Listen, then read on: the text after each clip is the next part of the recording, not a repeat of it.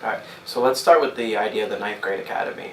And so the idea of a ninth grade academy is not necessarily a brand new idea in education. It's something that some large high schools have done as they've tried to break down into smaller learning communities. And so it's not unique that a high school would try to do a special program for their ninth graders, but what does become unique is how each high school puts together this program. So for us, we're calling our ninth grade academy the Scholars Academy. And the reason being that we're trying to create a foundation at the ninth grade where the kids understand the seriousness of the high school academic culture. They understand that they're striving for scholarship, they're striving for something bigger than themselves, so that when they leave here, there's this idea for college or career readiness and awareness. And there's a couple things that we're doing in the ninth grade to prepare kids for that. So one way to think about this from the very beginning is, so students in ninth grade, they move from being in an environment from elementary school to middle school where they've been very close to their teachers. They've been in hallways with students that they got to know very well. They've moved as cohorts and groups of students. And then they come to the high school, and we take about 200 or so kids from each of the middle schools, and they are left to walk around a campus of 6 buildings with 2,000 students and 160 teachers. And there almost becomes a culture of anonymity as you're walking through the halls, because this is a very different environment than what they're used to. So part of the idea is to make a small environment, and we're looking at one building on our campus. It's called the MJM building, the Michael J. Myron building. And in that building, essentially, we can house about 500 students. We don't have that large of a ninth grade. We have about 450, give or take, each year. But we are able to house it's a small school there for the ninth graders. And part of what the philosophy is that I'm almost going to say 50-50. It's not a clean-cut 50-50, but 50% of what we're doing is very similar to what kids have been used to in the middle school. They have a group of teachers that they'll see every day that they'll be able to build relationships with. They'll be able to see the kids that they're used to in their classes and from their middle school in the hallways every day, as opposed to all the other thousands of upperclassmen on our campus. So in some ways, we're retaining that intimate culture where relationships can be really strong. Kids can get to know each other well, kids can know adults well, and they can feel very comfortable and secure in the hallways and in the environment.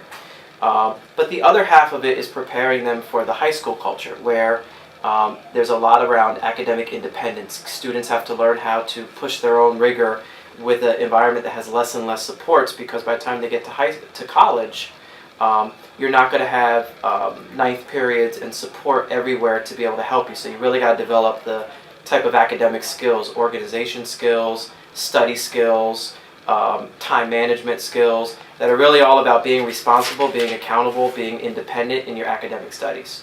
So the ninth grade is sort of a hybrid. It's a transition, and our program that we're putting together, the academy, it's intentional around all those different areas. And so a couple features around this. The ninth grade, our Scholars Academy, instead of having an 8-period day, is going to have a 6-block day. We're going from periods to blocks. And part of the reasoning for that is so we can give extensive time in math, science, English, and social studies, because those are the areas where kids tend to struggle in their state regents exams towards graduation. And we want to make sure that in that ninth grade year, we create a solid foundation and a solid knowledge base and skill base for students in those core areas. Because if kids have a core foundation in English or science or math or social studies, they can excel in a lot of their other classes as they move up and through all their electives. So we're very intentional around that piece. The other piece is that the students who are struggling will have support periods built in, where they'll receive extra support from their teachers. They'll have about 40 minutes a day in the areas of math, English, social studies, and science. Those same 4 core areas. So not only are we giving more time in the areas that need to be addressed so that kids can be successful in their academic pursuits in high school, but we're also building in support time every single day for that. And then in terms of the teachers who are working in the academy, we're giving the teachers something that I think all teachers need, regardless of what grade level they teach at, but it's common planning time as a group. So on a daily basis, all of the academy teachers in the core areas will have a period where they actually can plan together.